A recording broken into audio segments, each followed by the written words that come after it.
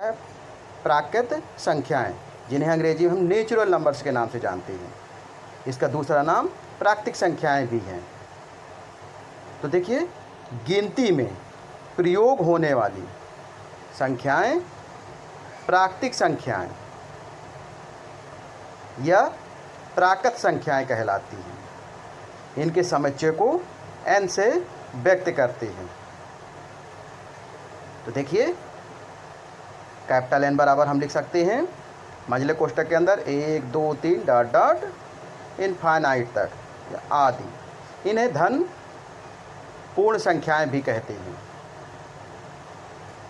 यह प्राकृतिक संख्या की हम दूसरी परिभाषा ले सकते हैं कि गिनती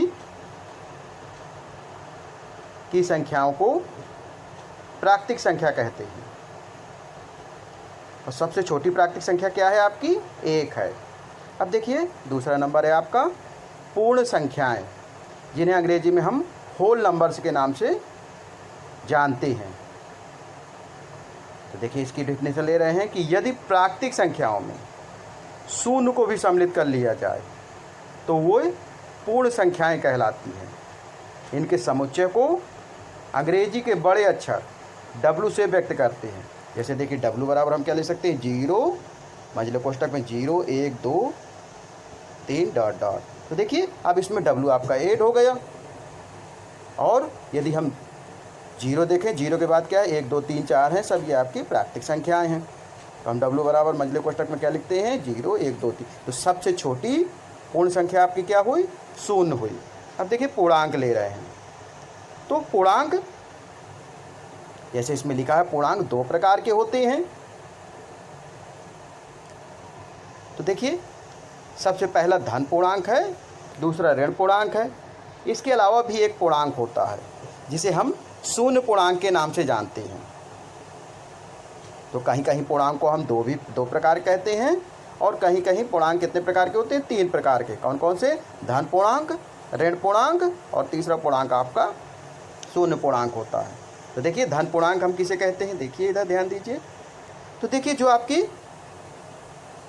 जितनी धनात्मक संख्याएं, जैसे +1 +2 +3 +4 इत्यादि धन पूर्णांक कहलाते हैं। इनकी संख्या अपरिमित होती है। देखिए, ऋण पूर्णांक देखें।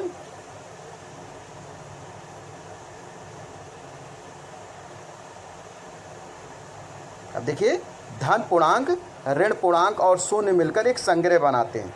इस संग्रह को हम पूर्णांकों का संग्रह कहते हैं। इसे प्रतीक Z से व्यक्त किया जाता है। देखिए, Z से भी प्रदर्शित कर सकते हैं, यह हम जानते हैं। देखिए, पूर्णांक का अंग्रेजी में क्या कहते हैं? इंटीजर्स। इसे अंग्रेजी के बड़े अक्षर I से भी प्रदर्शित किया जा सकता है। तो कहीं कहीं हम लोग Z से प्रदर्शित करते हैं और कहीं कहीं I से प्रदर्शित करते हैं। संख्या रेखा पर शून्य के दाईं ओर से पूर्णांक, धन पूर्णांक और शून्य से बाईं ओर के पूर्णांक ऋण पूर्णांक कहलाते हैं।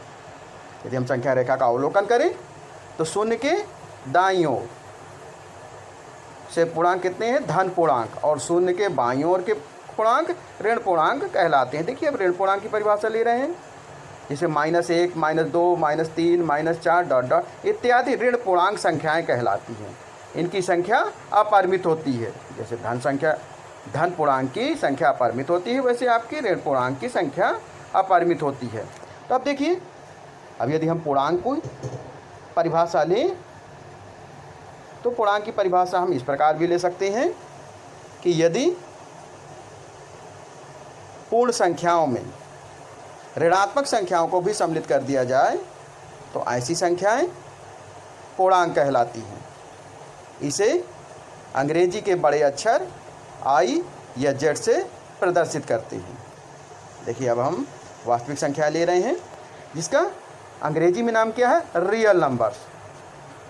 वास्तव में वास्तविक संख्याएं क्या होती हैं? इसमें आपकी परिमेय संख्याएं तथा अपरिमेय संख्याएं दोनों प्रकार की संख्याएं होती हैं। अर्थात जिसमें परिमेय तथा अपरिमेय दोनों प्रकार की संख्याएं होती हैं वो आपकी वास्तविक संख्याएं कहलाती हैं। देखिए, इसकी परिभाषा ले रहे हैं, परिमेय तथा अपरिमेय संख्याओं के सम्मिलन से प्राप्त संख्याएं वास्तविक संख्याएं कहलाती हैं। इनके समुच्चय को अंग्रेजी के बड़े अक्षर R से व्यक्त करते हैं। तो देखिए जैसे r बराबर हम ले सकते हैं मझले कोष्ठक में 1 2 3 डॉट डॉट √2 √3 डॉट डॉट आदि। अब यहाँ 1 2 3 क्या है आपका, आप जानते ही कैसी संख्या है आपकी, परमेय संख्याएं हैं, और √2 √3 क्या है, अपरमेय संख्याएं हैं। अब ये दोनों संख्याएं मिल गई तो ये आपकी कैसी संख्याएं बन गई, रियल नंबर्स बन गई, अर्थात वास्तविक संख्याएं बन गई। तो देखिए वास्तविक संख्याएं, देखिए वास्तविक संख्याएं किनसे मिलकर बनती हैं, परिमेय संख्या तथा अपरिमेय संख्याएं। अब देखिए परिमेय संख्याओं में क्या होता है, परिमेय संख्याएं भी आपकी दो प्रकार की हैं, एक भिन्न के रूप में होती हैं, एक पूर्णांक के रूप में होती हैं। और आपके पूर्णांक कितने प्रकार के भी बताए हमने, 3 प्रकार के बताए हैं, ऋण पूर्णांक, शून्य पूर्णांक और धन पूर्णांक। तो इस प्रकार ये वास्तविक संख्याओं का परिवार होता है। अब देखिए अगले नंबर में 5वां संख्या रेखा। तो देखिए परीक्षा में आ जाएगी संख्या रेखा किसे कहते हैं, तो एक ऐसी रेखा मान लेंगे L है जो दोनों ओर अपरिमित होती है तथा अनंत की ओर निरंतर बढ़ती है, संख्या रेखा कहलाती है। तो देखिए हम संख्या रेखा को प्रदर्शित कर रहे हैं। तो देखिए हमने 0 के ऋणात्मक संख्याएं ली, बाईं ओर -1 -2 -3 डॉट डॉट माइनस इनफाइनाइट तक। अब इसकी ओर दाईं ओर प्लस की संख्या ली 1 2 3 और डॉट डॉट, ये आपकी संख्या रेखा होती है। अब देखिए 6वां नंबर आप ले रहे हैं परिमेय संख्या। तो परिमेय संख्याएं किसे कहते हैं, इसका अंग्रेजी नाम है रेशनल नंबर्स। तो वो संख्याएं जिन्हें P/Q के रूप में व्यक्त किया जा सके, परिमेय संख्याएं कहलाती हैं। जहां P, Q दो पूर्णांक हैं तथा Q does not equal to 0, अर्थात Q 0 के बराबर नहीं होना चाहिए। तो इस प्रकार आपकी परिमेय संख्याएं क्या हैं कि वो संख्याएं जिन्हें P/Q के रूप में व्यक्त किया जा सके, जहां PQ बिलोंगिंग टू इंटीजर तथा Q does not equal to 0, ऐसी संख्याएं आपकी क्या कहलाती हैं, परिमेय संख्याएं कहलाती हैं। देखिए अब इसके हम उदाहरण ले रहे हैं, जैसे सभी पूर्णांक तथा 4/5 12/7 √25, ये सभी आपकी क्या हैं, रेशनल नंबर हैं। तो √25 का 5 आ सकता है, 22/7 हो गए जिसे P/Q के रूप में लिखा जा सकता है, 4/5 और सभी पूर्णांक हैं। अब देखिए हम आपका अगला ले रहे हैं अपरिमेय संख्याएं, जिन्हें हम अंग्रेजी में कहते हैं इनरेशनल नंबर। वो संख्याएं जिन्हें P/Q के रूप में व्यक्त नहीं किया जा सके, अपरिमेय संख्याएं कहलाती हैं।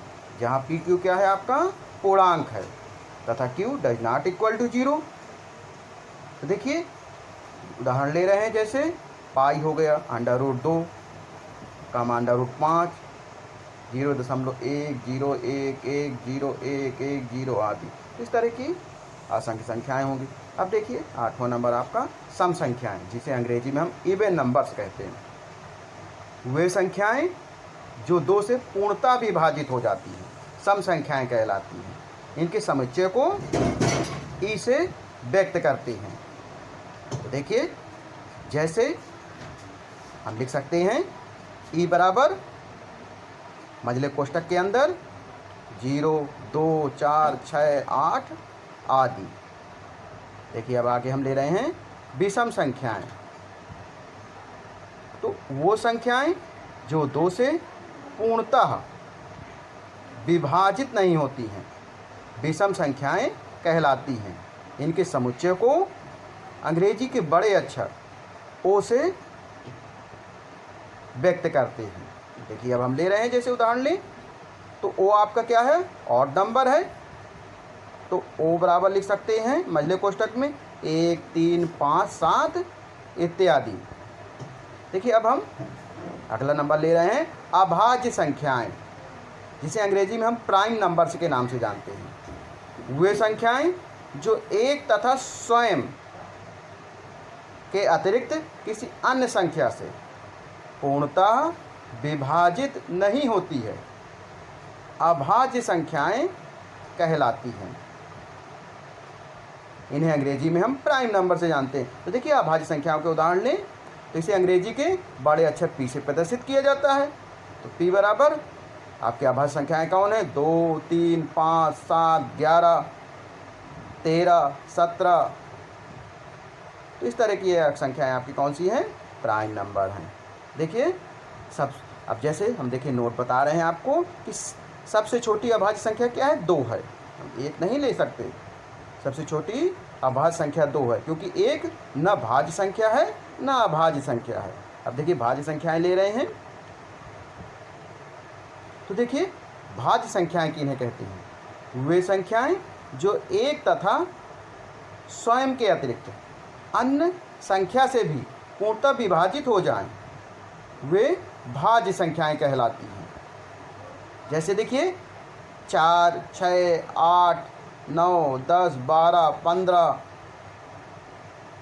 18, 21। तो इस तरह की संख्याएं हैं जो स्वयं से भी विभाजित होती हैं, इसके अलावा किसी से भी अन्य से। तो ऐसी संख्याएं क्या कहलाती हैं? भाज्य संख्याएं कहलाती हैं। तो देखिए जो हमने अभी बताया था नोट में कि संख्या एक न तो भाज्य होती है और ना ही अभाज्य होती है। देखिए अब अगला नंबर, सह अभाज्य संख्याएं को प्राइम नंबर्स। ऐसी दो संख्याएं जिनके कोई भी गुणनखंड समान न हो, अर्थात जिनका मासा एक हो, सह अभाज्य संख्याएं कहलाती हैं। जैसे देखिए उदाहरण ले रहे हैं 2, 3, 8, 35 आदि। तो ऐसी संख्याएं क्या कहलाएंगी? सह अभाज्य संख्याएं। देखिए संयुक्त संख्या, कॉम्प्लेक्स नंबर्स किसे कहते हैं? एक से बड़ी वो है प्रत्येक संख्या जो भाज्य नहीं होती है, अर्थात जिनके एक तथा स्वयं के अतिरिक्त गुणनखंड संभव होते हैं, संयुक्त संख्या कहलाती है। देखिए उदाहरण ले रहे हैं जैसे 4, 6, 8, 9 आदि। देखिए शांत दशमलव किसे कहते हैं? अंग्रेजी में टर्मिनेटिंग नंबर्स। तो देखिए जिन परमेय संख्याओं के दशमलव प्रसार शांत होते हैं उन्हें शांत दशमलव कहते हैं, अर्थात जिनका यदि भाग दें तो पूर्णतः भाग चला जाता है। तो ऐसी संख्याएं शांत दशमलव कहलाती हैं। जैसे देखिए 3/8 ले रहे हैं तो 8 का भाग जब 3 में देंगे तो ये आपका 0.375 भाग पूर्णतः चला गया, अर्थात ये आपका कैसा नंबर है? टर्मिनेटिंग नंबर है, शांत दशमलव है। अब देखिए अगला, अनवासानी या अशांत आवर्ती दशमलव। तो देखिए नॉन टर्मिनेटिंग, देखिए जिन परमेय संख्याओं को दशमलव प्रसार अशांत होता है, अर्थात भागफल में अंकों की पुनरावृत्ति होती है। अनवासानी अर्थात आवर्ती दशमलव या अशांत दशमलव कहलाते हैं। जैसे देखिए इनके उदाहरण ले सकते हैं हम। देखिए इसका पहला उदाहरण है 1/3। अब देखिए 3 का भाग यदि 1 में देते हैं तो क्या आएगा? 0.33 ... अर्थात 0.3 का बार। इसी प्रकार 1/7 का भाग देते हैं तो क्या आता है? 0.142857142857 ... ऐसे हम बार के रूप में लिख सकते हैं 0.142857 बार। तो देखिए स्मरणीय बिंदु में चिन्ह या डैश उन अंकों पर लगाया जाता है जिनके अंकों की पुनरावृत्ति होती है। जैसे हम 1/3 को हम क्या लिख सकते हैं? 1/3 बराबर 0.333 या 0.3 का बार। तो देखिए इससे संबंधित अब हम कुछ सूत्र ले रहे हैं।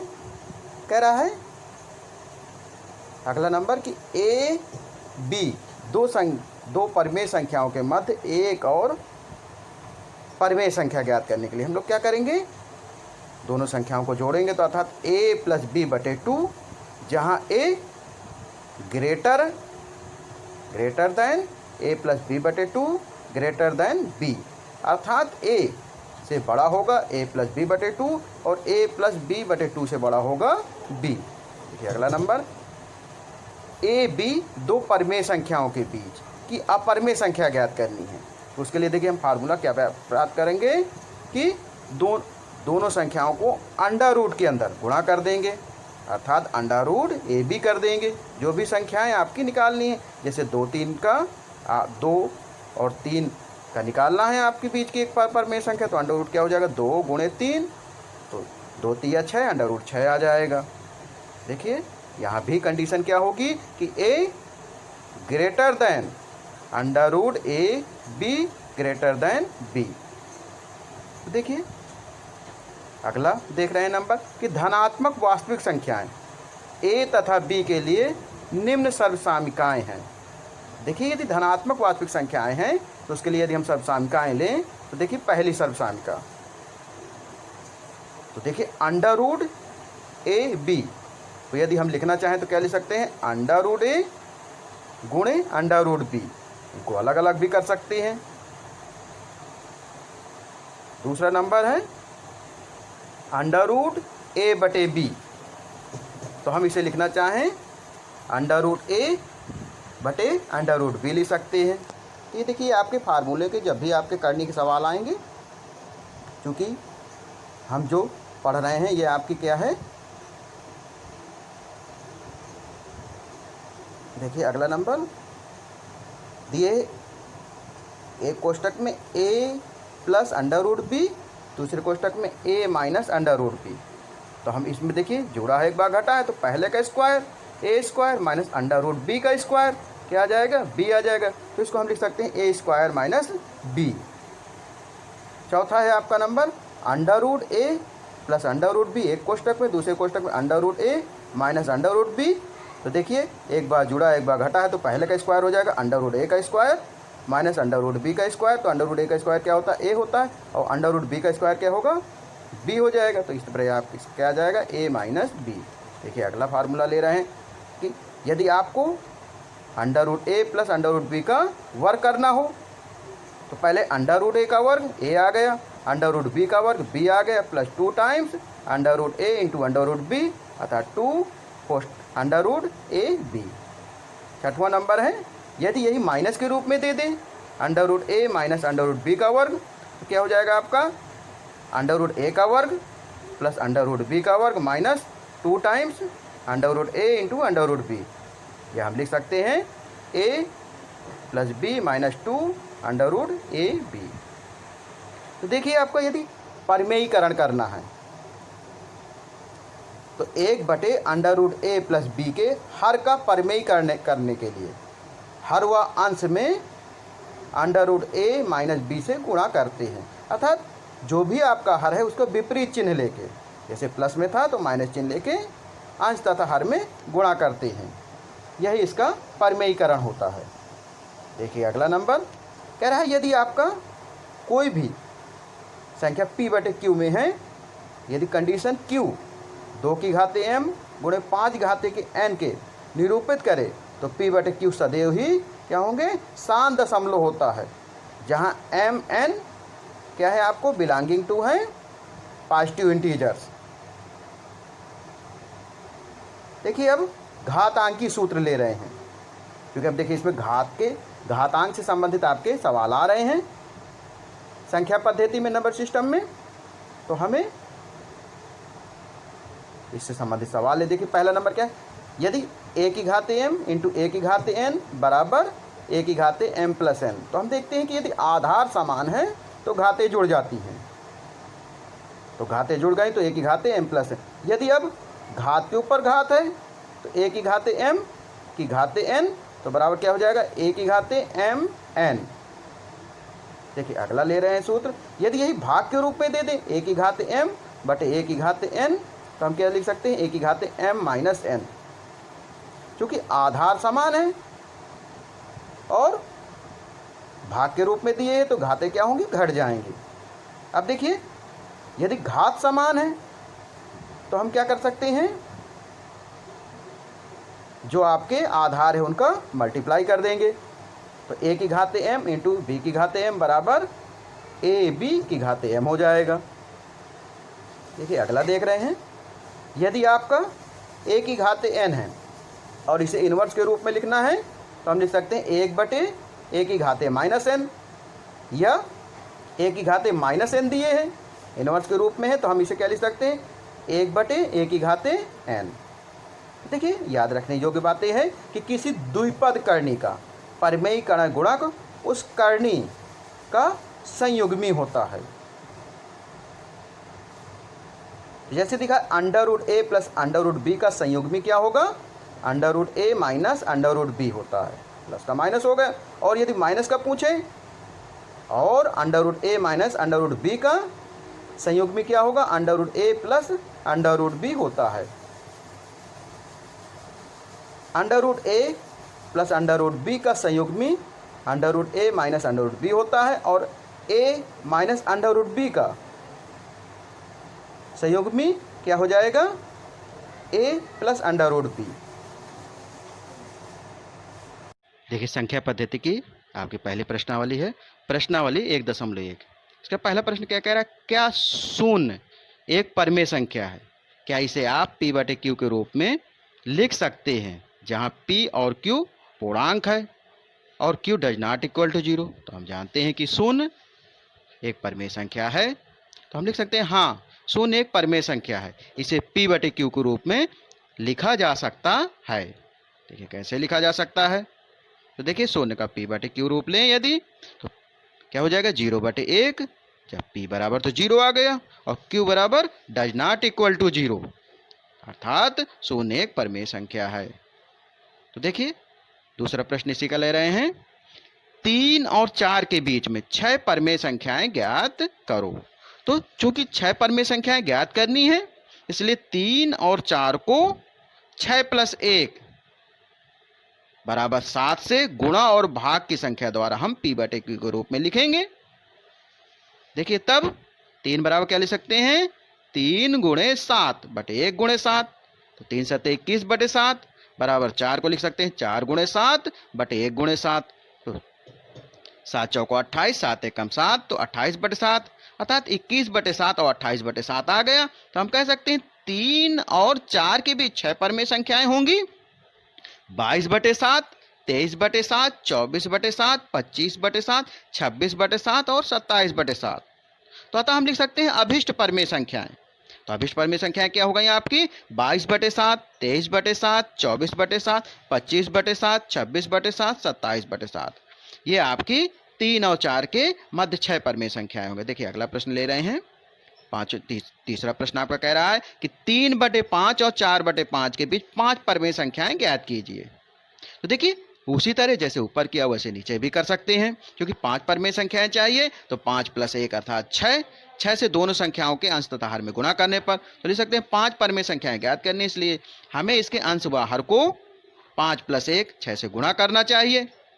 तब 3 बटे 5 कितना हो जाएगा, 3 गुणे 6 बटे 5 गुणे 6, तो 6 त्रिका 18, 5 छक्का 30, तो 18 बटे 30 हो गया। और 4 बटे 5 बराबर 4 गुणे 6 बटे 5 गुणे 6, तो 4 छंग 24, 5 छक्का 24 बटे 30 हो गए। तो 18 बटे 30 और 24 बटे 30 के बीच में आपको कितनी संख्या चाहिए, 5 चाहिए, तो अर्थात 19 बटे 30, 20 बटे 30, 21 बटे 30, 22 बटे 30 और 23 बटे 30, यही आपका आंसर होगा। तो देखिए अतः 18 बटे 30 और 24 बटे 30 के बीच 5 परमेय संख्याएं होंगी। तो देखिए क्या हो गया आपका, 19 बटे 30, 20 बटे 30, 21 बटे 30, 22 बटे 30, 23 बटे 30, अर्थात 3 बटे 5 और 4 बटे 5 के बीच 5 परमेय संख्याएं 19 बटे 30। और देखिए 20 बटे 30 है तो 0 0 कट गया, 2 बटे 3, 21 बटे 30 है तो ये आपका 3 से कट रहा है, 3 सत्ते 21, 3 दहम 30, तो 7 बटे 10 हो गया। 22 बटे 30 2 से कटेगा तो 11 बटे 15 आ जाएगा। 23 बटे 30 नहीं कटेगा, 23 बटे 30, तो ये आपकी 5 परमेय संख्याएं हो गई, अर्थात 3/5 और 4/5 के बीच 5 परमेय संख्याएं क्या हो गई? 19/30, 20/30, 21/30, 22/30, 23/30। काटने पर क्या आया? 19/30, 2/3, 7/10, 11/15, 23/30। और हम ये भी जानते हैं कि दो परमेय संख्याओं के बीच में कितनी संख्याएं परमेय संख्या होती है? असंख्य परमेय संख्याएं होती हैं। तो इस प्रकार हम प्रश्नावली 1.1 का चौथा प्रश्न कह रहा है, नीचे दिए गए कथन सत्य हैं या असत्य हैं, कारण के साथ अपने उत्तर दीजिए। पहला प्रश्न कह रहा है कि प्रत्येक प्राकृत संख्या एक पूर्ण संख्या है। तो हम जानते हैं, पढ़ चुके हैं कि ये जो आपकी प्राकृतिक संख्याएं होती हैं वो सभी क्या होती हैं? पूर्ण संख्याएं होती हैं। तो आपका ये प्रश्न क्या हो जाएगा? सत्य हो जाएगा, क्योंकि 1, 2, 3 प्राकृतिक संख्या है जो पूर्ण संख्या भी है। प्रत्येक पूर्णांक एक पूर्ण संख्या होती है, ये आपका असत्य होगा, क्योंकि ऋण पूर्णांक पूर्ण संख्या नहीं होती हैं। तीसरा नंबर, प्रत्येक परमेय संख्या एक पूर्ण संख्या होती है, ये भी असत्य है, क्योंकि 4/7 परमेय संख्या है किंतु पूर्ण संख्या नहीं है। अब देखिए अगली प्रश्नावली ले रहे हैं आपकी। अगली प्रश्नावली क्या है? प्रश्नावली 1.2। देखिए इसका पहला प्रश्न कह रहा है कि नीचे दिए गए कथन सत्य हैं या असत्य हैं, कारण के साथ उत्तर दीजिए। तो देखिए पहली कह रहा है प्रत्येक अपरमेय संख्या एक वास्तविक संख्या होती है, ये सत्य है, क्योंकि हम वास्तविक संख्याओं में परमेय तथा अपरमेय दोनों प्रकार की संख्याएं लेते हैं। तो हम हाल में लिखेंगे कि सत्य है, क्योंकि परमेय अपरमेय संख्याओं के सहयोग से ही वास्तविक संख्याएं प्राप्त होती हैं, अतः प्रत्येक अपरमेय संख्या वास्तविक संख्या होती है। देखिए दूसरा आपका कथन क्या कह रहा है? संख्या रेखा का प्रत्येक बिंदु √m के रूप का होता है, जहां m एक प्राकृतिक संख्या है। तो देखिए ये असत्य हो जाएगा। कारण क्या है? कि क्योंकि √-m एक प्राकृतिक संख्या का वर्गमूल नहीं है, अथवा √-m एक वास्तविक संख्या भी नहीं है, इसलिए आपका क्या होगा? कथन असत्य होगा। अतः संख्या रेखा का प्रत्येक बिंदु √m से व्यक्त नहीं किया जा सकता, जबकि m एक प्राकृतिक संख्या है। तीसरा कह रहा है प्रत्येक वास्तविक संख्या एक अपरमेय संख्या है, और हमने वास्तविक संख्या की परिभाषा के अनुसार, तो हम वास्तविक संख्या की परिभाषा क्या जानते हैं कि इसमें परमेय तथा अपरमेय दोनों प्रकार की संख्याएं हो सकती हैं। तो परमेय संख्या कभी अपरमेय संख्या नहीं हो सकती, इसलिए असत्य हो जाएगा, क्योंकि परमेय संख्याएं भी वास्तविक संख्याएं होती हैं। अब देखिए अगला प्रश्न ले रहे हैं। दूसरा प्रश्न आपका, क्या सभी धनात्मक पूर्णांकों के वर्गमूल अपरमेय होते हैं? यदि नहीं तो क्या ऐसी संख्या के वर्गमूल का उदाहरण दीजिए जो एक परमेय संख्या है। कह रहा है क्या सभी धनात्मक पूर्णांक, अब देखिए हम धनात्मक पूर्णांक लेते हैं 1, 2, 3, 4, 5, 6, 7, 8, 9 ले रहे हैं। तो अब यदि हम 4 के पास जाते हैं तो इसका वर्गमूल करेंगे तो यह अपरमेय नहीं होगा, तो हम कह सकते हैं नहीं, क्योंकि ऐसी कई धनात्मक संख्याएं जिनका वर्गमूल अपरमेय नहीं है, जैसे अंडर रूट, जैसे 4 हो जाएगा, 9 का अंडर रूट निकाल सकते हैं, तो लिख सकते हैं नहीं। √m एक अशांत दशमलव संख्या अथवा पूर्ण संख्या जहां m एक धन पूर्णांक है, अतः सभी धन पूर्णांकों के वर्गमूल अपरमेय नहीं होते हैं। अतः सभी धन पूर्णांकों के वर्गमूल अपरमेय नहीं होते हैं। हम लेके उदाहरण देख चुके हैं। अब देखिए यहाँ उदाहरण ले रहे हैं, जैसे हमने अंडर रूट आपका क्या ले लिया, अंडर रूट 49 ले, तो 49 को क्या लिख सकते हैं हम, 49 बराबर 7/1, जो एक परमेय संख्या है। इसी प्रकार अन्य उदाहरण ले लीजिए, अंडर रूट 25, अंडर रूट 25 का 5 आ गया, तो 5/1 क्या है, परमेय संख्या है, और वो हमसे कह रहा है कि अपरमेय संख्या हो, इसलिए आपका उत्तर क्या है पद्धति की। अगली प्रश्नावली है 1.3। इसका पहला प्रश्न कह रहा है निम्नलिखित भिन्नों को दशमलव रूप में लिखिए और बताइए कि प्रत्येक का दशमलव प्रसार किस प्रकार का है। तो देखिए पहला प्रश्न दे रहा है 36/100, तो 100 का भाग यदि हम 36 में दें तो कितना आता है, 0.36। तो चूंकि इसका पूर्णतया भाग चला गया, अर्थात ये क्या हो जाएगा, आपका 7 दशमलव प्रसार हो जाएगा।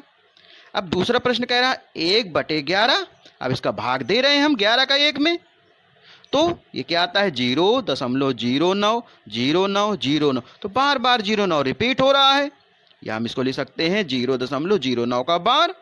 तो ये आपका क्या हो जाएगा, अशांत दशमलव प्रसार हो जाएगा, या अशांत अनुवासनीय दशमलव। देखिए अगला प्रश्न कह रहा है आपका तीसरा इसी का, 4 सही 1/8, तो 8 चौको 32, 1 33/8, 8 का भाग अब 33 में दे रहे हैं, तो भाग देने पर क्या आ रहा है 4.125, भाग पूर्णतः चला गया, अर्थात ये कैसा प्रसार होगा आपका शांत दशमलव प्रसार होगा।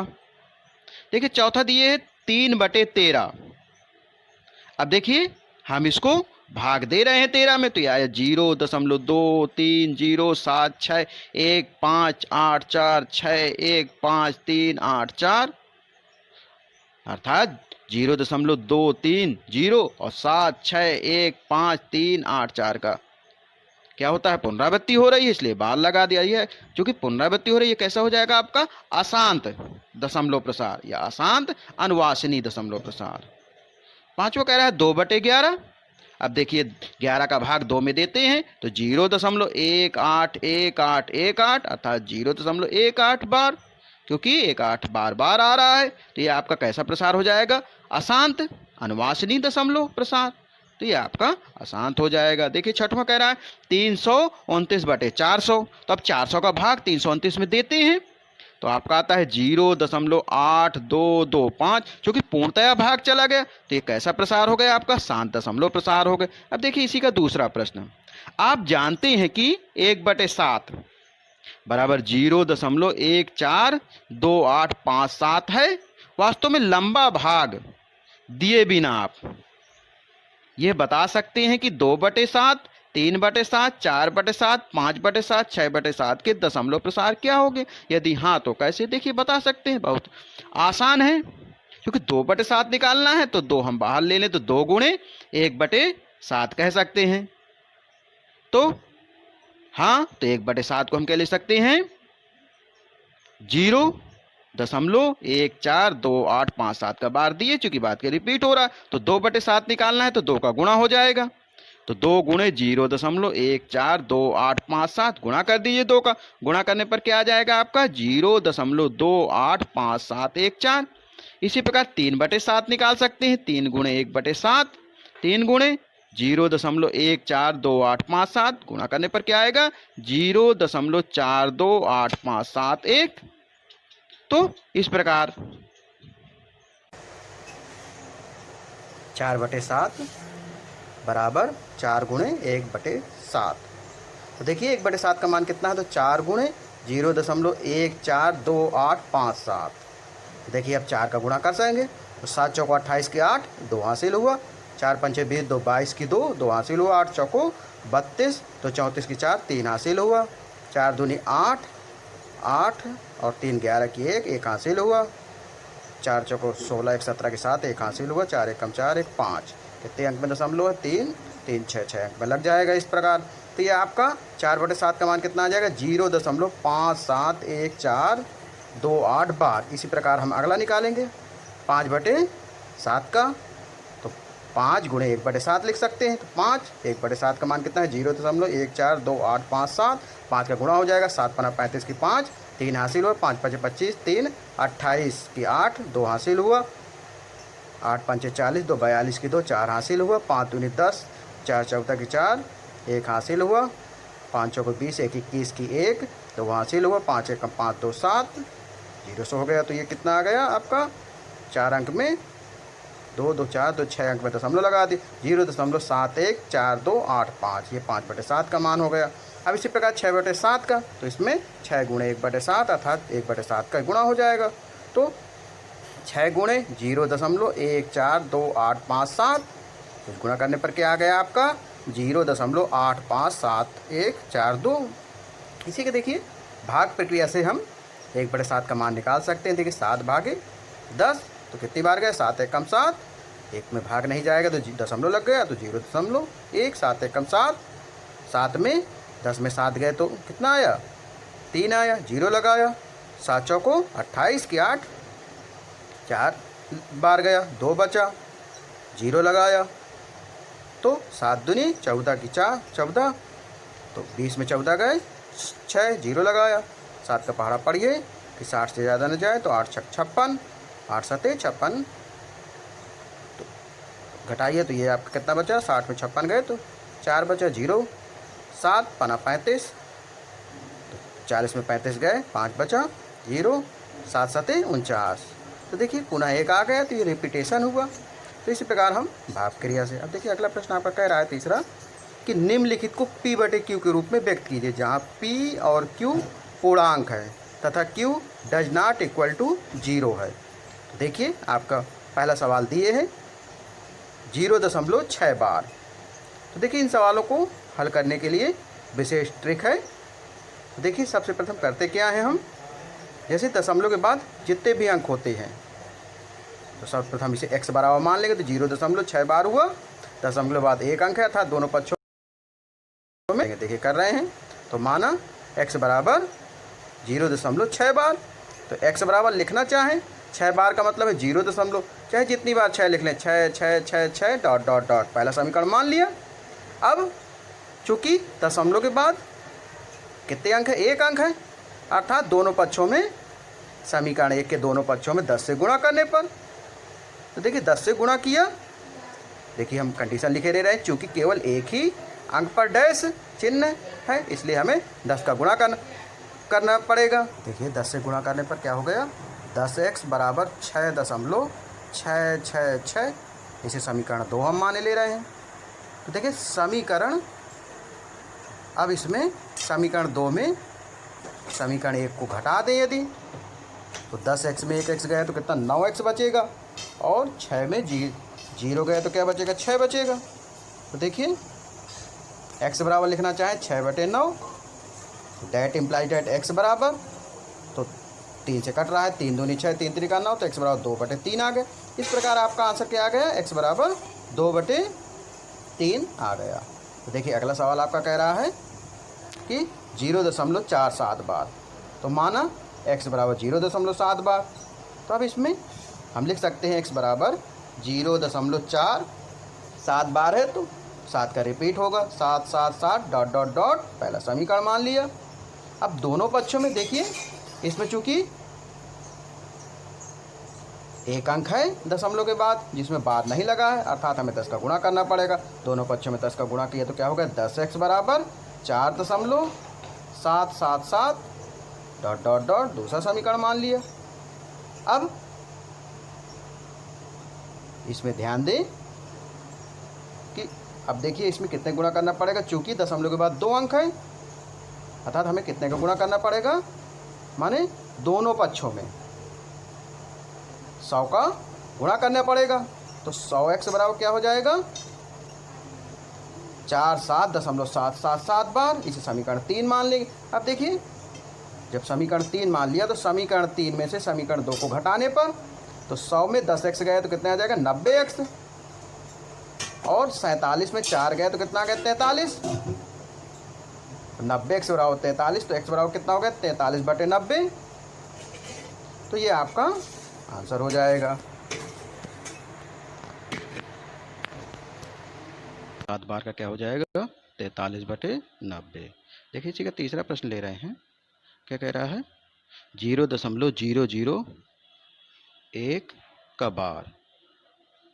तो हम मान सकते हैं, माना x बराबर 0.001 बार।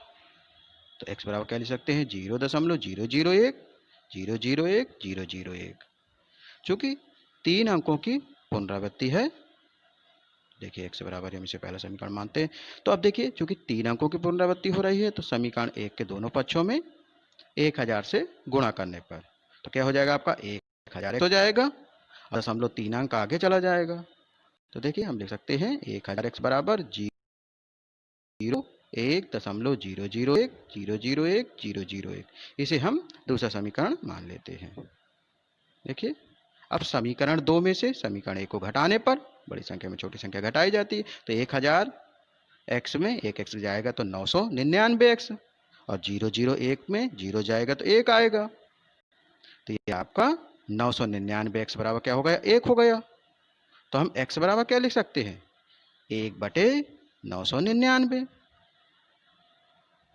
तो हम अतः लिख सकते हैं 0.001, यहाँ पे 1 होगा, 0 बराबर 1/999। यही आपका आंसर हो जाएगा। देखिए अब अगला प्रश्न ले रहे हैं, कह रहा है कि प्रश्न 4 0.099 को P बटे Q के रूप में व्यक्त कीजिए। क्या आप अपने उत्तर से आश्चर्यचकित हैं? अपने अध्यापक और कक्षा के सहपाठियों के साथ उत्तर की सार्थकता पर चर्चा कीजिए कि ये आपका उत्तर सार्थक है या नहीं है। तो देखिए, मान सकते हैं x बराबर 0.999 डॉट डॉट, ये वास्तव में है क्या, 0.9 का बार है। देखिए ले रहे हैं, हमें दिया है कि 0.9999 डॉट डॉट डॉट, तो हम क्या ले सकते हैं 0.9 बार। तो मान लें, माना x बराबर 0.9999 डॉट डॉट, चाहे जितनी बार नोट लें, समीकरण 1 हो गया। अब चूंकि देखिए एक ही संख्या का रिपीट है, अर्थात दोनों पक्षों में कितने का गुणा करना पड़ेगा, 10 का गुणा। तो दोनों पक्षों में 10 से गुणा करने पर, देखिए गुणा करते हैं तो क्या हो जाएगा, 10x बराबर 9 माइनस 99999 डॉट डॉट, दूसरा समीकरण। अब समीकरण 2 में समीकरण 1 को घटा दीजिए। तो समीकरण 2 में से समीकरण 1 को घटाने पर क्या जाएगा आपका, 10x में 1x गया तो 9x, और 9 में 0 गया तो 9 आ गया। तो x बराबर 9 बटे 9 आया। तो x बराबर क्या आ गया, 1 आ गया। तो अब हमें चूंकि जांच करना था, क्या कह रहा था कि व्यक्त कर दिया। अब क्या आप अपने उत्तर से आश्चर्यचकित हैं? तो देखिए अब हम देखते हैं हमारा उत्तर। जी हाँ, हम अपने उत्तर से आश्चर्यचकित हैं, क्योंकि प्रत्येक परिमेय संख्या P बटे Q को दशमलव रूप में और दशमलव संख्या को पुनः P बटे Q के रूप में बदला जा सकता है। अब एक को आप 0.9 के रूप में व्यक्त करना चाहें तो नहीं कर सकते हैं, P बटे Q रूप में बदला जा सकता है। परंतु यहां पर परिमेय संख्या 1 बटे 1 को 0.999 डॉट डॉट रूप में नहीं बदल सकते हैं। तो ये एक आश्चर्यचकित करने वाला आपको उत्तर आया है कि आपने दशमलव संख्या से P बटे Q के रूप में लिख दिया, पर P बटे Q को रूप को हम दशमलव रूप में नहीं लिख सकते हैं। देखिए आगे अगला प्रश्न, पांचवा कह रहा है 1/17 के दशमलव प्रसार में अंकों के पुनरावृत्ति खंड में अंकों की अधिकतम संख्या क्या हो सकती है? अपने उत्तर की जांच के लिए विभाजन क्रिया कीजिए, अर्थात भाग देना है हमें। तो देखिए हम कह सकते हैं, जब हम 17 का 1 में भाग देंगे तो क्या आएगा, देखिए भाग दे के हम देखते हैं। तो 17 भागे 1 तो क्या आ जाएगा आपका 0.5882352941176475 डॉट डॉट, फिर रिपीट होगी संख्या। तो हम लिख सकते हैं बराबर 0.0588235294117647 का बार। चूंकि जब भाग दिया जाता है तो पुनः वो संख्या रिपीट होगी फिर इसके बाद।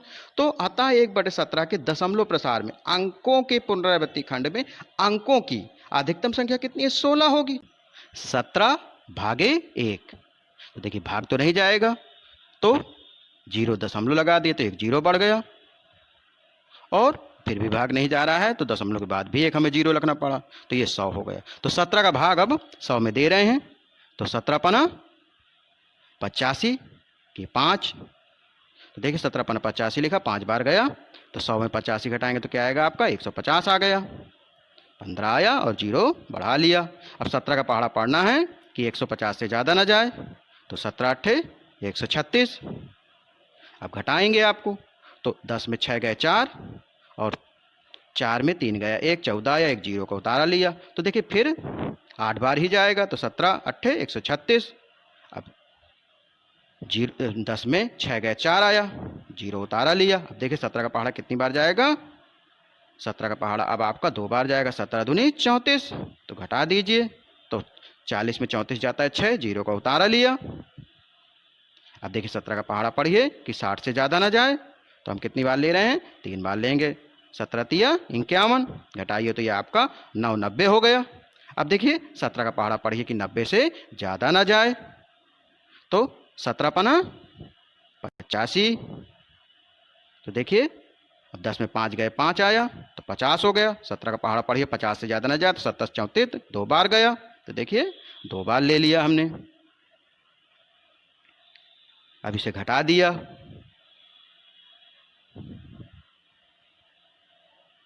तो 10 में 4 गए 6 आया, और 4 में 3 गए, 1 आया 60, 160 हो गया, 0 उतारा ले लिया। अब देखिए 17 का पहाड़ा पढ़िए, 17 नहीं है 153, तो 10 में 3 गया 7 आया, 0 उतारा लिया। अब 17 का पहाड़ा पढ़िए कि 17 17 34, 17 3 क्या हो, 17 चौको 18, 17 पाना 85 होता है, तो 4 बार जाएगा, 17 चौको 68।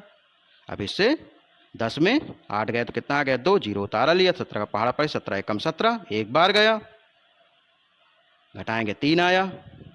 अब 17 का पहाड़ा पढ़ेंगे, 17 34, तो 2 बार जा नहीं रहा तो 1 बार देना पड़ेगा, 17 एकम 17, घटाने पर क्या आया 13, 130। तो देखिए 130 आया। अब 17 का पहाड़ा पढ़िए कि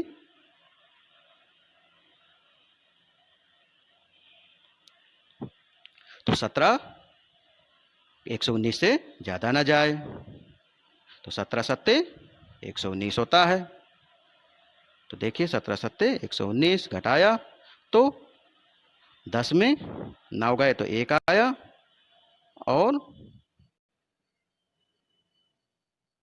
2 में 1 गया, 1 आया, 110 हुआ। अब 17 का पहाड़ा पढ़िए, 17 छक्के 102, घटाइए तो ये 8 आया, 0 हुआ। 17 चौको 68, फिर घटाइए तो 10 में 8 गए, 2 आया, 1 आया, अब 120 हो गया। 17 का पहाड़ा पढ़ना है, तो 17 सत्ते 119 होता है, घटाने पर 1 आ गया। देखिए 17 सत्ते लास्ट में 7 बार गया। अब देखिए पुनः आपको 100 प्राप्त हो रहा है, 1 प्राप्त हो गया, तब ये भाग क्रिया यहीं समाप्त हो जाएगी। तो देखिए यहाँ से शेषफल पुनरावृत्ति है, तो आपका आंसर क्या हो गया, आपका आंसर हो जाएगा 1/17 बराबर 0.0588235294117647। अब देखिए इसी का अगला सवाल लेंगे। तो देखिए अगला सवाल कह रहा है कि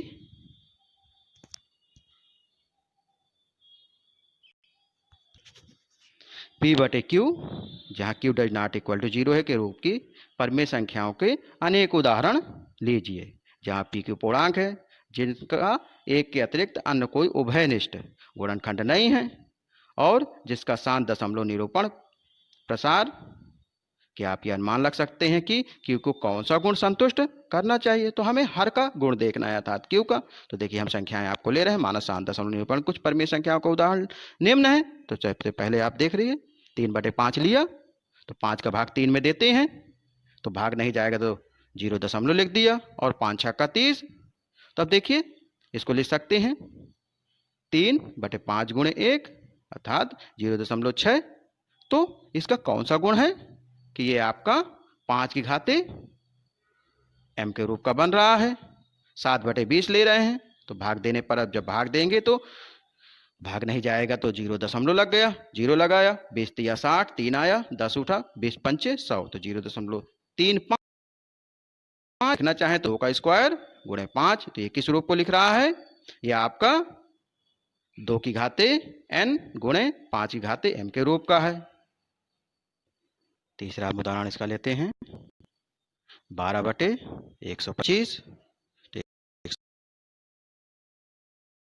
तो 104 इसे लिखना चाहें तो चूंकि 125 5 का घन होता है तो 13/5 की घाते 3 बराबर 0.104, अर्थात ये 5 की घाते n के रूप का बन रहा है।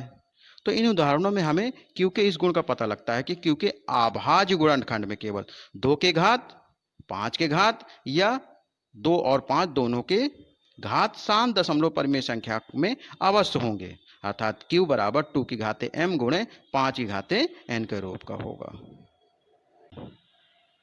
तो देखिए ऐसी संख्याएं जिनके दशमलव प्रसार अनुवासनीय आवर्ती होते हैं अपरमेय संख्याएं कहलाती हैं। तो अर्थात हमें अपरमेय संख्याएं लिखनी है, अतः 3 अपरमेय संख्याएं निम्न है, √2 लिख सकते हैं, √3, √5 आदि।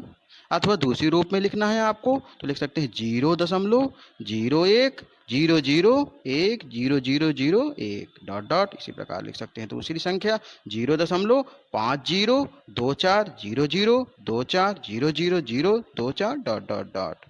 0. तीसरी संख्या लिखेंगे 0.003 0003 00003 डॉट डॉट डॉट। अर्थात इसमें क्या होता है कि हर संख्या के बाद जैसे जीरो की संख्याएं बढ़ रही हैं, तो ऐसी संख्याएं क्या कहलाती हैं? अपरिमेय संख्याएं, अशांत। तो ये देखिए 3 आपकी अशांत दशमलव प्रसार की हो गई। अब देखिए 8वां सवाल इसका कह रहा है कि परिमेय संख्याओं 5/7 और 9/11 के बीच की 3 अलग अलग अपरिमेय संख्याएं ज्ञात कीजिए।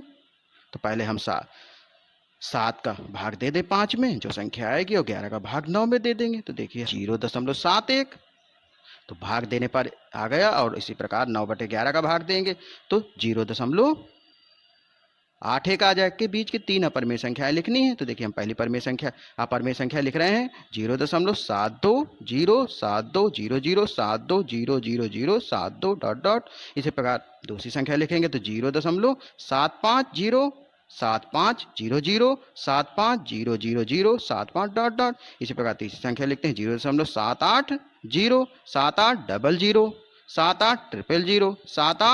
फिर इस प्रकार 40 डॉट डॉट डॉट। तो जो कि 5/7 बराबर 0.71 से बड़ी तथा 9/11 बराबर 0.81 से छोटी है। तो देखिए अब हम ले रहे हैं 9वां प्रश्न आपका। क्या कह रहा है कि बताइए कि निम्नलिखित परिमेय संख्या में कौन संख्याएं परिमेय है और कौन अपरिमेय है। देखिए √23 है, तो ये आपकी अपरिमेय संख्या है क्योंकि इसे p/q के रूप में व्यक्त नहीं किया जा सकता, तथा इसका दशमलव प्रसार अनवसानी और अनावृत्ति है। देखिए दूसरा दिया है √225। 225 क्या होता है? 15 होता है वर्गमूल। ये आपकी परिमेय संख्या है क्योंकि 15 को हम 15/1 p/q के रूप में लिख सकते हैं। इसके बाद तीसरा दिया है 0.3796, तो दशमलव हटाया तो 1 के आगे 4 जीरो बढ़ गए, तो ये आपकी परिमेय संख्या है क्योंकि इसे हम p/q के रूप में लिख सकते हैं। चौथा दिया है आपका 7.478478 डॉट डॉट डॉट। अब इसका पता नहीं कितनी संख्याएं लिखी जा सके, तो ऐसी संख्याएं क्या कहलाती हैं? अपरिमेय, क्योंकि अशांत दशमलव संख्याएं अपरिमेय संख्याएं होती हैं। इसका 5वां प्रश्न आपका कह रहा है कि 1.10100100010001 कह रहा है कि ये आपका परिमेय है कि अपरिमेय है। तो हम जानते हैं अशांत दशमलव संख्याएं अपरिमेय होती हैं। तो देखिए अब आगे आपकी प्रश्नावली है 1.4। पहला प्रश्न कह रहा है कि उत्तरोत्तर आवर्धन करके संख्या रेखा पर 3.765 को देखिए। तो देखिए हम जानते हैं कि संख्या 3.765 संख्याओं 3 और 4 के बीच स्थित है। अब 3 और 4 को 10 भागों में बांटते हैं और आवर्धन शीशे से देखते हैं। तो देखिए हम चित्र देख रहे हैं अपना। तो देखिए पहले हमने ये नंबर में लिया 3 और 4 के बीच में 10 बराबर खाने खींचे। तो देखिए पहला 3.1, 3.2, 3.3, 3.4, 3.5 में आ गए, 3.6, 3.7। तो हमें खींचना क्या है? 3.765। तो ये किसके बीच होगा? 3.7 और 3.8 के बीच में होगा। तो 3.7, 3.8 ले लिया अब हमने। अब हम आवर्धन शीशे को सहायता से इसको फैलाते हैं। तो देखिए बी नंबर में हम 3.7 लेते हैं और दूसरी तरफ 3.8 लेते हैं। अब इसके देख 10 बराबर खाने कर रहे हैं, तो ये आपका हो जाएगा 3.7। तो अभी होगा 3.71, 3.72, 3.73, 3.74, 3.75। इसके बाद होगा 3.76, 3.77, 3.78, 3.79 और 3.80। तो देखिए हमें चूँकि प्रदर्शित किसको करना है? 3.765 को। तो हमारा 765 किसके बीच में होगा? 3.76 और 3.77 के बीच में। तो अब देखिए आवर्धन शीशे की सहायता से अब इसको हम फैलाते हैं सी नंबर तक। तो ये आपका हो गया 3.76 और 3.77, तो 3.760 ये आपका है। अब आगे लेते हैं 3.761, 3.762, 3.764 और 3.765 ये आ गए। अब इसके बाद 3.766, 3.767, 3.768 और 3.769 और 3.77। तो देखिए क्रम से। अब हम प्रदर्शित किसको करना था, 3.765 को। तो देखिए ये जो आपका बिंदु आ गया बीच का, यही आपका 3.765 होगा। अब देखिए आप देखिए, ध्यान दीजिए, इसी का दूसरा प्रश्न कह रहा है कि 4 दशमलव स्थानों तक संख्या रेखा पर 4.26 बार को देखिए। देखिए इसका सॉल्यूशन हम देख रहे हैं, 4.26 बार, क्योंकि दशमलव के 4 स्थानों पर देखना है तो हम क्या लिख सकते हैं, 4.2626, 4 दशमलव स्थानों तक ही लेना है। हम जानते हैं कि 4.2626 संख्याओं 4 और 5 के बीच में स्थित है। अब 4 और 5 के बीच से 10 भाग को 10 बराबर भागों में बांटते हैं। अधिक स्पष्टता के लिए आवर्धन शीशे से देखते हैं। देखिए चित्र में आप देख रहे हैं, सबसे पहले चित्र ए में हमने 4.26 किसके बीच आएगा, 4 और 5 के बीच में आएगा। अब इसके 10 बराबर हमने कहाँ निकाल लिए, तो ये आता है आपका 4.1, 4.2, 4.3 डॉट डॉट 4.9 और फिर ये 5 तक आ गया। देखिए अब आवर्धन शीशे से हम 4.2 और 4.3 को बड़ा करते हैं। देखिए बड़ा किया तो ये बी चित्र आपको मिला।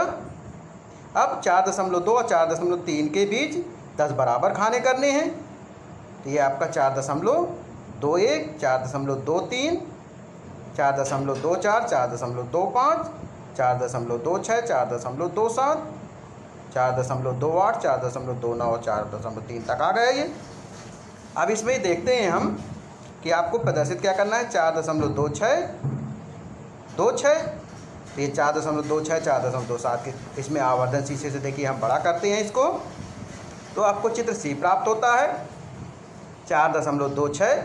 अब यहाँ से आगे संख्याएं हम लिख सकते हैं, 4.26, 1, 2, 3, 4.262, 4.263। हमें चाहिए क्या, 4.2626। अब इसी को देखिए आवर्धन शीशे से हम बड़ा करते हैं, तो देखिए आपको डी नंबर प्राप्त होता है 4.262, 4.262, 2, फिर 2 2 4.2621, 4.2622, 4.2623, 4.2624, 4.2625, 4.2626। तो हमें प्राप्त क्या करना था, 4.2626। तो देखिए यही बिंदु आपका 4.2626 हो जाएगा। आपकी जो अगली प्रश्नावली है 1.5, प्रश्नावली 1.5। पहला प्रश्न कह रहा है कि बताइए नीचे दी गई संख्याओं में कौन कौन परिमेय हैं और कौन कौन अपरिमेय हैं। देखिए पहला है आपका 2 माइनस √5, तो हम कह सकते हैं ये अपरिमेय है। क्यों है, क्योंकि एक परिमेय तथा एक अपरिमेय संख्या का अंतर सदैव अपरिमेय संख्या होता है। 2 यहाँ आपकी परिमेय है और √5 अपरिमेय है, इनका अंतर क्या हो जाएगा, अपरिमेय संख्या। दूसरा कह रहा है 3 प्लस √23 माइनस √23। देखिए हम इसे हल करें तो कोष्टक यदि खोल दें तो 3 प्लस √25 √23 माइनस √23, तो √23 से √23 कट जाएगा तो क्या आ जाएगा, 3, 3 एक परिमेय संख्या है।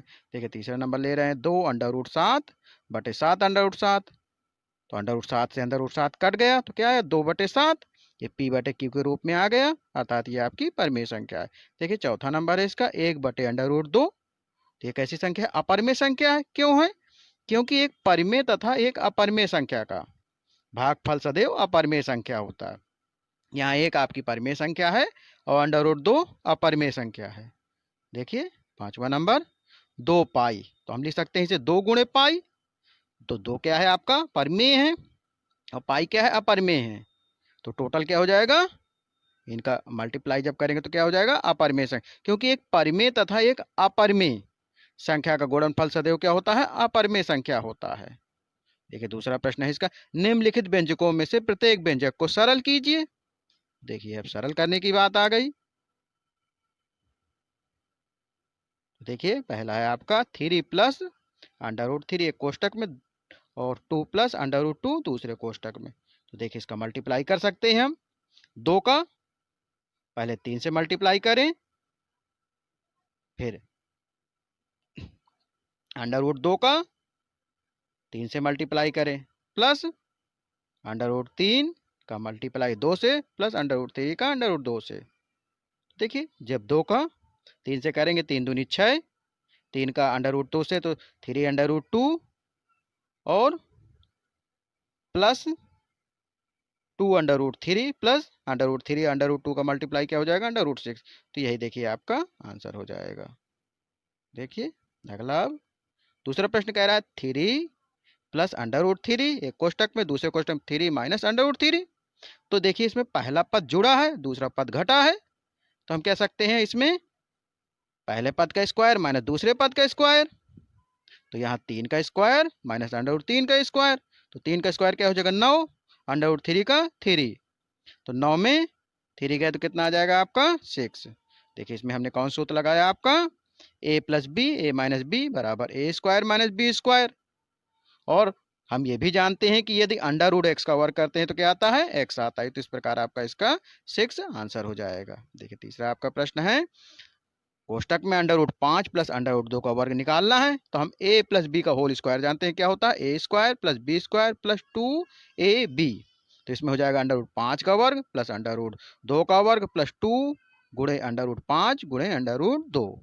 तो देखिए हमने सूत्र लगाया a प्लस बी का होल स्क्वायर, तो a square plus B square plus 2ab से, तो पहले पद का स्क्वायर प्लस दूसरे पद का स्क्वायर प्लस 2 टाइम्स पहला पद गुण, तो 5 का स्क्वायर क्या हो जाएगा आपका √5 का स्क्वायर 5 हो गया, √2 का स्क्वायर 2 हो गया 2, और √5 √2 का गुणा कर सकते हैं। तो देखिए क्या हो जाएगा आपका 5 प्लस 2 7 हो गया, और 2 और कोष्टक में √5 गुणे √2 क्या हो गया √10 हो गया। तो इस प्रकार 7 प्लस 2 √10 आपका आंसर हो गया। देखिए चौथा कह रहा है √5 माइनस √2, पहले कोष्टक में दूसरे कोष्टक में √5 प्लस, तो देखिए इसमें a minus B A plus B है, अर्थात पहले पद का स्क्वायर माइनस दूसरे पद का स्क्वायर, तो √5 का स्क्वायर माइनस √2 का स्क्वायर। हमने सूत्र कौन सा प्रयोग किया a प्लस बी, पहले कोष्टक में दूसरे कोष्टक a माइनस बी क्या होता है a square minus B square. तो देखिए √5 का वर्ग क्या हो जाएगा 5, √2 का वर्ग 2, तो 5 में 2 गए क्या आ जाएगा आपका 3। तो ये आपका आंसर हो। देखिए आपका तीसरा प्रश्न क्या कह रहा है कि आपको याद होगा कि पाई को एक वृत्त की परिधि मान लीजिए और उसके व्यास मान लीजिए d। तो वृत्त की परिधि को c मानना है और वृत्त के व्यास को d मानना है, के अनुपात से परिभाषित किया जाता है, अर्थात पाई बराबर c/d। इस तत्व का अंतर विरोध करता हुआ प्रतीत होता है कि पाई अपरिमेय है। इस अंतर विरोध का निराकरण आप किस प्रकार करेंगे।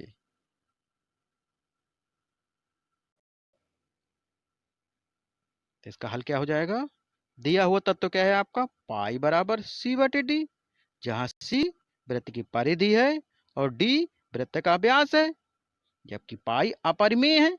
इस तत्व का कोई अंतर विरोध नहीं है, क्योंकि जब भी किसी युक्ति या किसी पैमाने की सहायता से इसकी लंबाई मापते हैं तो हमें केवल एक सन्निकट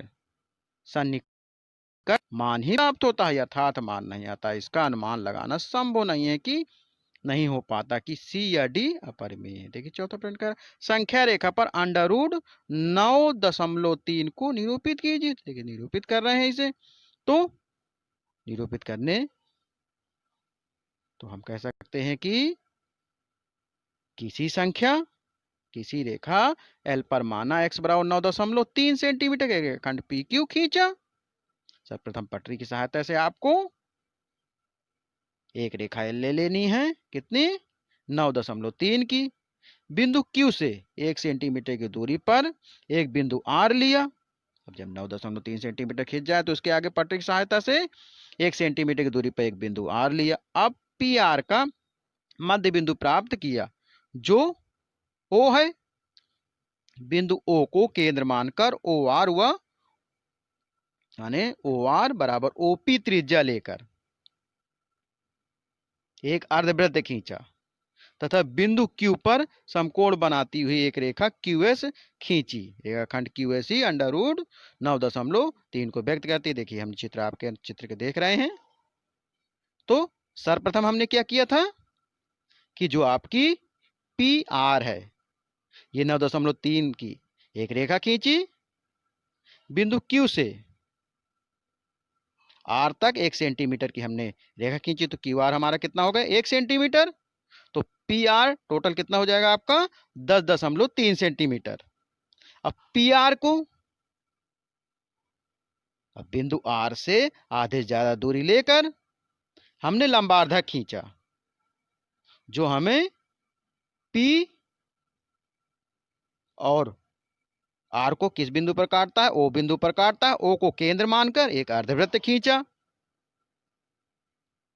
अब क्यू से हमने एक लंबार्धक खींचा 90 अंश का कोण बनाते हुए जो अर्धवृत्त को एस पर काटता है। तो आपका क्यू एस ही √9.3 है।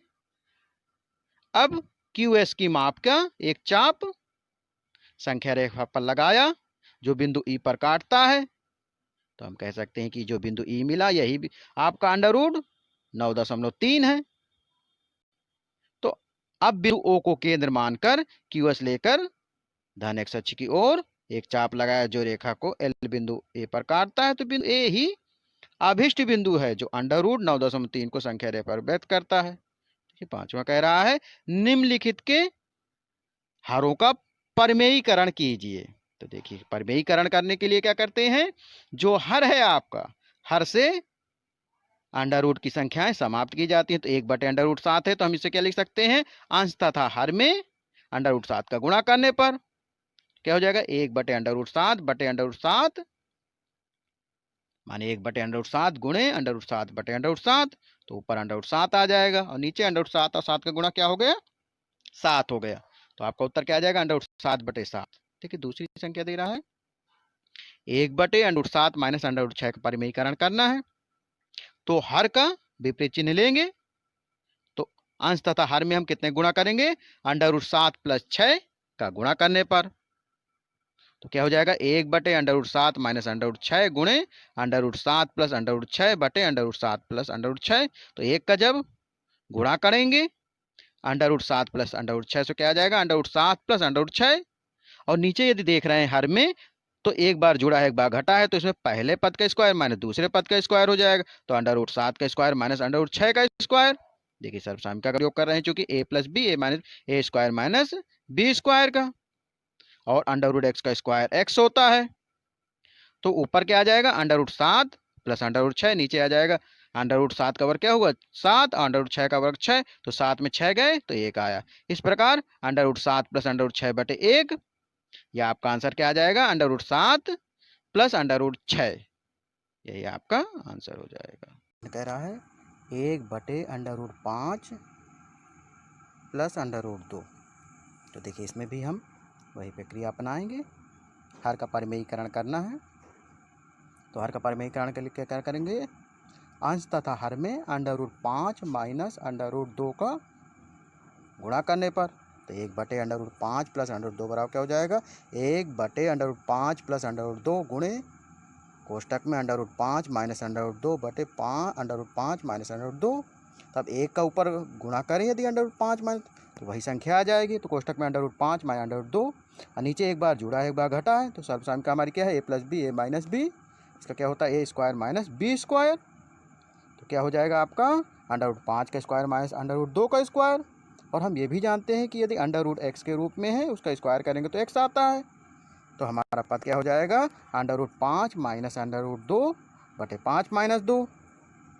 तो √5 माइनस √2 बटे 3 ये आपका आंसर हो जाएगा।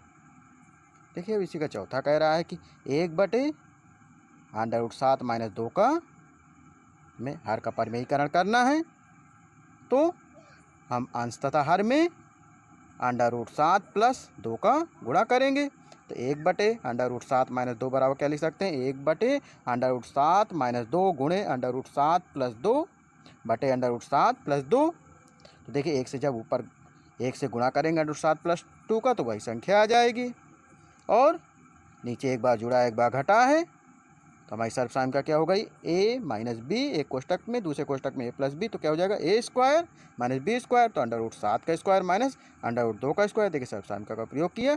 और हम ये भी जानते हैं कि √x का स्क्वायर करें तो x आता है। जाएगा आपका अंडर 7 प्लस 2 बटे अंडर 7 का वर्ग 7 आ गया और 2 का वर्ग 4 आ गया। तो ये हुआ आपका अंडर 7 प्लस 2 बटे 3। ये आपका आंसर हो जाएगा।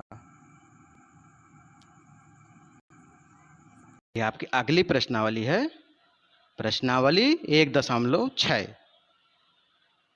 तो ये जो आपकी पूरी प्रश्नावली है घातांक पर आधारित है। देखिए पहला प्रश्न कह रहा है ज्ञात कीजिए। तो देखिए हम इसमें किसका सूत्र प्रयोग कर रहे हैं, a की घाते m की घाते n बराबर a की घाते mn। पहला सवाल ले रहे हैं 64 की घाते 1/2।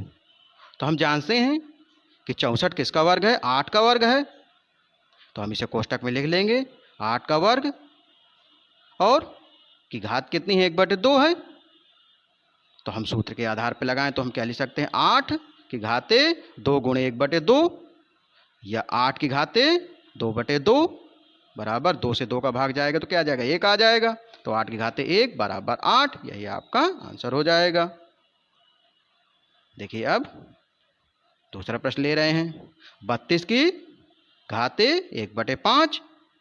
तो हम जानते हैं 32 के अभाज्य गुणनखंड करें तो 2 दूनी 4, 4 दूनी 8, 8 दूनी 16, 16 दूनी 32 अर्थात 2 की घाते 5 की घाते 1/5 चढ़ा है। तो अब सूत्र लगा दें, 2 की घाते m की घाते n बराबर क्या होता है, 2 की घाते mn हो जाएगा अर्थात 2 की घाते 5/5 हो जाएगा। तो 5 में 5 का भाग जाएगा तो कितना आ जाएगा, 2 की घाते 1। तो बराबर ये आपका आंसर क्या हो गया, 2 हो गया। अब देखिए अगला प्रश्न तीसरा कह रहा है 125 की घाते 1/3।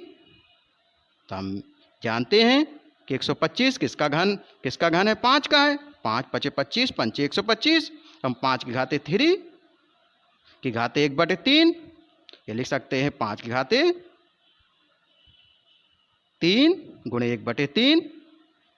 तो 5 की घाते क्या हो गया, 3/3। 5 की घाते 1 बराबर क्या आ गया, 5 आ गया। इसका आंसर क्या हो जाएगा आपका, 5। देखिए अब अगला है प्रश्न 2, ज्ञात कीजिए। क्या कह रहा है कि 9 की घाते 3/2 का मान। तो हम जानते हैं 9 किसका वर्ग है, 3 का। तो 3 का वर्ग कोष्टक के बाहर घात कितनी चढ़ी है, 3/2। तो अर्थात अब इसमें सूत्र लग जाएगा कि a की घाते m की घाते n, क्या सूत्र होता है, a की घाते m गुणे n। तो ये हो जाएगा 3 की घाते 2 गुणे 3/2 बराबर 3 की घाते 6/2। अब देखिए भाग दें तो कितना आ जाएगा, 2 तिया 6 अर्थात 3 की घाते 3। तो 3 का गुणा हमें 3 बार करना पड़ेगा। तो बराबर 3 गुणे 3 गुणे 3। तो 3 त्रिका 9 त्रिका 27। तो इसका आपका आंसर क्या आ जाएगा, 27 आ जाएगा। देखिए अब इसका आपका अगला प्रश्न कह रहा है, क्या दिए है आपका दूसरा प्रश्न, 32 की घाते 2/5। तो अभी देखिए 32 के अभाज्य गुणन करने हैं। कितना होगा, 2 दूनी 4 दूनी 8, 8 दूनी 16, 16 दूनी 32। तो 2 की घाते 5 की घाते कितना हो जाएगा, 2/5। तो हम क्या हो जाएगा, 2 की घाते 5 गुणे 2/5। चूंकि हम सूत्र जानते हैं a की घाते m की घाते n बराबर क्या होता है, a की घाते m इंटू n। कितना हुआ, 5 दूनी 10/5। तो 2 की घाते 10/5, 5 का भाग देंगे तो 5 दूनी 10। तो 2 की घाते 2 हो गया। तो 2 का वर्ग कितना होता है, 2 गुणे 2, 2 दूनी 4। तो ये आपका आंसर क्या आ गया, 4। देखिए अब अगला प्रश्न आपका तीसरा इसी का, 16 की घाते 3/4। तो 16 को हम लिखना चाहें तो 2 दूनी 4 दूनी 8, 8 दूनी 16। तो 2 की घाते 4 और घात में कितना है, 3/4। तो गुणे 3/4, क्योंकि हम सूत्र जानते हैं कि a की घाते m की घाते n बराबर क्या होता है, a की घाते m गुणे n। तो ये आपका हो जाएगा 2 की घाते 4 गुणे 3/4। लिख सकते हैं 2 की घाते 4 गुणे 3/4। तो अब देखिए 4 से 4 आपका कट गया। तो क्या बचा आपका, 2 की घाते 3। अब 2 की घाते 3 अर्थात 2 का 3 बार गुणा करना है। 2 दूनी 4 दूनी 8 तो इसका आंसर क्या हो जाएगा आपका 8। देखिए अगला आपका चौथा प्रश्न कह रहा है कि 125 की घाते -1/3। तो देखिए 125 किसका घन है? 5 का घन है। और इसमें देखें तो 125 घाते -1/3 लिखा है। तो अर्थात हम सूत्र जानते हैं कि a इनवर्स बराबर होता है 1/a। तो 125 का इनवर्स क्या हो जाएगा? 1/125 और घात कितनी है? 1/3 है। तो 1/125 की घाते 3। अब देखिए हम सूत्र का प्रयोग, तो देखिए 1/125 किसका घन है? 5 का है। तो 5 की घाते 3 गुणे 1/3। देखिए सूत्र कौन सा प्रयोग कर रहे हैं? चूंकि हम जानते हैं सूत्र कि a की घाते -n बराबर क्या होता है? 1/n, a का इनवर्स। इसी प्रकार 1/, अब देखिए इसमें गुणा करें यदि हम, कितना हो जाएगा? 1/5 की घाते 3/3 या बराबर 1/5 की घाते 1 बराबर 1/5। इसका आंसर आ गया। 3 कह रहा है सरल कीजिए। आपका पहला प्रश्न है इसका 2 की घाते 2/3 गुणे 2 की घाते 1/5। तो हम सूत्र जानते हैं कि यदि a की घाते m गुणे a की घाते n हो तो हम इसे क्या लिख सकते हैं? a की घाते m प्लस n। चूंकि आधार समान है तो घाते क्या होती हैं? जुड़ जाती हैं। तो यदि हम सवाल लें कि 2 की घाते 2/3 गुणे 2 की घाते 1/5 बराबर 2 की घाते, चूंकि आपकी घाते आधार समान है तो घाते जुड़ जाएंगी। तो 2 की घाते क्या हो जाएगा? 2/3 प्लस 1/5। तब देखिए 3 5 का लासा क्या है? 15 है। तो 2 की घाते 15 लासा ले लेंगे। अब 3 का पहाड़ा पढ़ेंगे, 15 ज़्यादा ना जाए। तो 3 5 15, 5 दूनी 10 10 और 5 3 15, 3 एकम 30। तो 10 + 3/15। तो 10 3 कितना हुआ? 13। तो 2 की घाते क्या हो जाएगा? 13/15। यही आपका आंसर हो जाएगा। अब देखिए अगला प्रश्न आपका,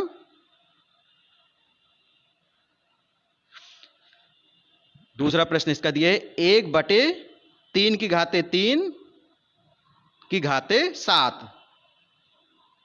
तो देखिए हम जानते हैं यदि किसी संख्या में घात की घात चढ़ी है तो उसका अंदर गुणा हो जाता है। तो हम क्या कर सकते हैं? 1/3 की घाते 3 गुणे 7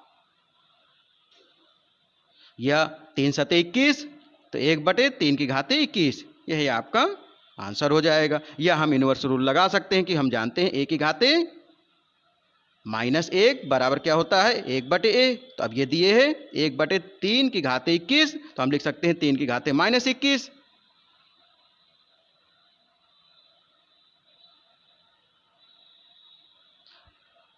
देखिए अब तीसरा सवाल दिए है 11 की घाते 1/2, 11 की घाते 1/4।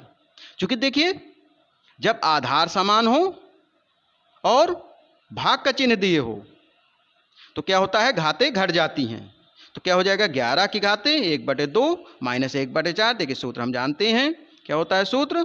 a की घाते m बटे a की घाते n बराबर a की घाते m माइनस n, जहां m ग्रेटर होता है n की तुलना में। तो क्या हो जाएगा? 4 हम लासा ले लेंगे। तो 2 दूनी 4, 2 और 4 एकम 4। तो 2 - 1, 11 की घाते 2 - 1/4, 2 में 1 गया तो 1। तो 11 की घाते 1/4, यही आपका क्या हो जाएगा? आंसर हो जाएगा। देखिए चौथा सवाल इसका दिए 7 की घाते 1/2 और 8 की घाते 1/2। तो देखिए यहां आधार समान नहीं है, घाते समान है। जब घाते समान होती हैं तो आधार का गुणा हो जाता है। तो क्या हो जाएगा? 7 गुणे 8 की घाते 1/2। यदि आपका सूत्र देखिए बता रहे हैं a की घाते m है गुणे b की घाते m है, तो क्या हो जाएगा? a b का गुणा हो जाएगा और घाते क्या आ जाएगी? आपकी m आ जाएगी। तो देखिए 7 8 56, 56 की घाते कितना आ जाएगा? 1/2।